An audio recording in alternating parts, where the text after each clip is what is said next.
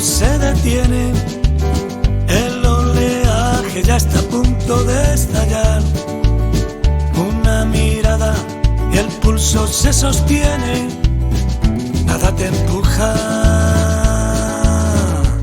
ni delante ni detrás.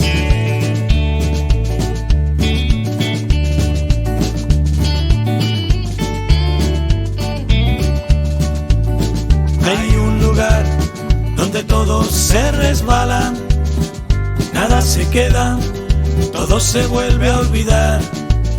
Lo que va bien, lo que has ganado se pierde, porque la vida nada tiene que ocultar.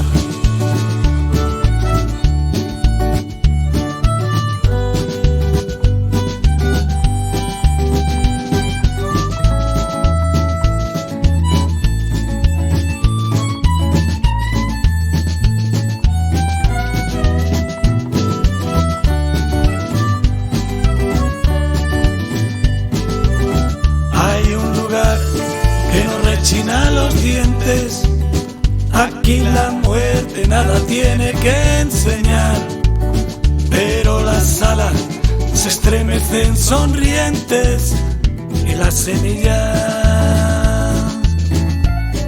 volando en el viento van.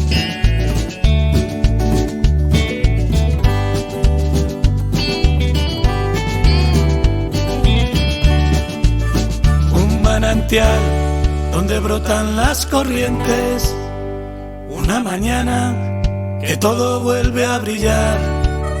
El viejo hogar, tranquilo, dulce y caliente, del que nos fuimos deprisa y sin avisar.